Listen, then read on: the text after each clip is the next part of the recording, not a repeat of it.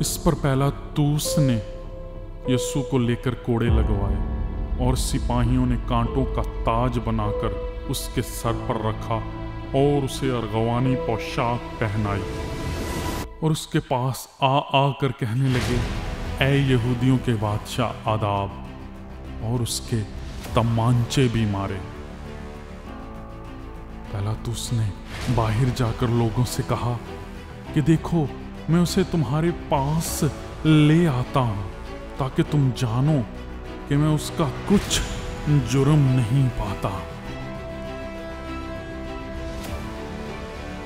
यीशु कांटों का ताज पहने और अर्गवानी पोशाक पहने बाहर आया और पिलातुस ने उससे कहा, देखो ये आदमी। जब सरदार काहन और प्यादों ने उसे देखा तो चिल्लाकर कहा, मसलूब कर, मसलूब। पिलातुस ने उससे कहा कि तुम ही इसे ले जाओ और मसलूब करो, क्योंकि मैं इसका कुछ जुर्म नहीं पाता।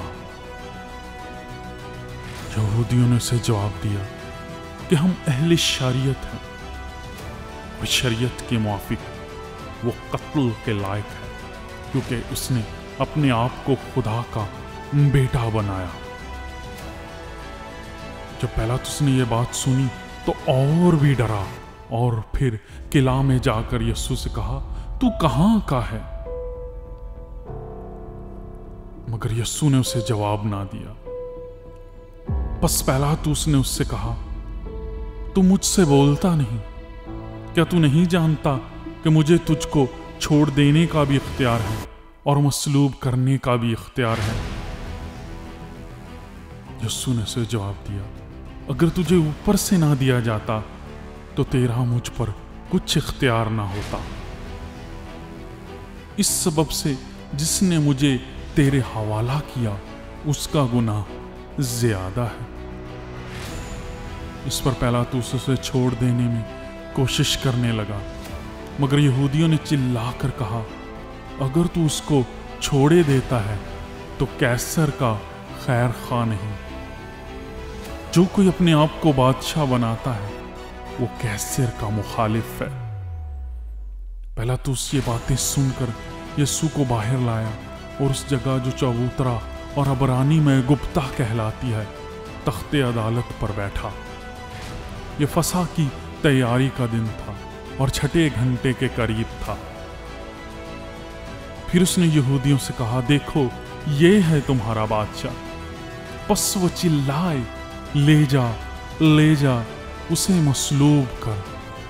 पिलातुस ने उनसे कहा, क्या मैं तुम्हारे बादशाह को मसलूब करूं? सरदार काहिनों ने जवाब दिया कि कैसर के सिवा हमारा कोई बादशाह नहीं। इस पर उसने उसको उनके हवाला किया कि मसलूब किया जाए।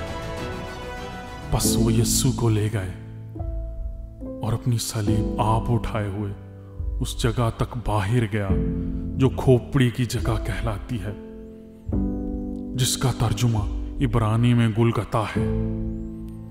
वहां उन्होंने उसको और उसके साथ दो और शख्सों को मसलूब किया, एक को इधर एक को उधर और यीशु को बीच में। और पिलातुस ने एक किताबा लिखकर सलीब पर लगा दिया। उसमें लिखा था, यीशु नासरी, यहूदियों का बादशाह। उस किताबा को बहुत से यहूदियों ने पढ़ा, इसलिए कि वो मकाम जहां यीशु मसीह मसलूब हुआ शहर के नजदीक था, वो इब्रानी, लितीनी और यूनानी में लिखा हुआ था। बस यहूदियों के सरदार काहिनों ने पिलातुस से कहा कि यहूदियों का बादशाह ना लिख, बल्कि ये कि उसने कहा, मैं यहूदियों का बादशाह हूं। पिलातुस ने जवाब दिया, मैंने जो लिख दिया वो लिख दिया। जब सिपाही यीशु को मसलूब कर चुके तो उसके कपड़े लेकर 4 हिस्से किए, हर सिपाही के लिए एक हिस्सा, और उसका कुर्ता भी लिया। ये कुर्ता बिन सिलासर बना हुआ था, इसलिए उन्होंने आपस में कहा, इसे फाड़े नहीं बल्कि इस पर कुरा डालें, ताकि मालूम हो कि किसका निकलता है। یہ اس لیے ہوا کہ وہ نوشتہ پورا ہو جو کہتا ہے کہ انہوں نے میرے کپڑے بانٹ لیے اور میری پوشاک پر کرا ڈالا۔ چنانچہ سپاہیوں نے ایسا ہی کیا، اور یسوع کی صلیب کے پاس اس کی ماں اور اس کی ماں کی بہن مریم کلوپاس کی بیوی اور مریم مگدلینی کھڑی تھی۔ یسوع نے اپنی ماں اور اس شاگرد کو جس سے محبت رکھتا تھا پاس کھڑے دیکھ کر ماں سے کہا، اے عورت، دیکھ تیرا بیٹا یہ ہے۔ پھر شاگرد سے کہا، دیکھ تیری ماں یہ ہے، اور اسی وقت سے وہ شاگرد اسے اپنے گھر لے گیا۔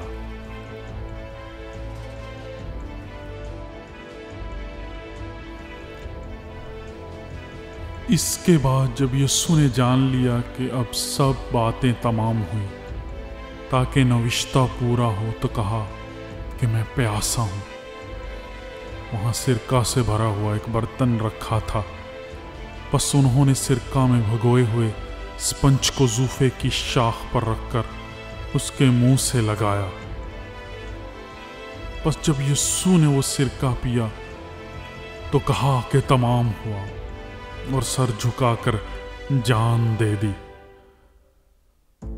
پس چونکہ تیاری کا دن تھا، یہودیوں نے پیلاطس سے درخواست کی کہ ان کی ٹانگیں توڑ دی جائیں اور لاشیں اتار لی جائیں تاکہ سبت کے دن صلیب پر نہ رہیں، کیونکہ وہ سبت ایک خاص دن تھا۔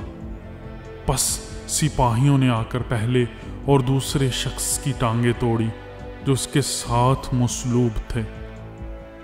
لیکن جب انہوں نے یسوع کے پاس آ کر دیکھا کہ وہ مر چکا ہے تو اس کی ٹانگیں نہ توڑی،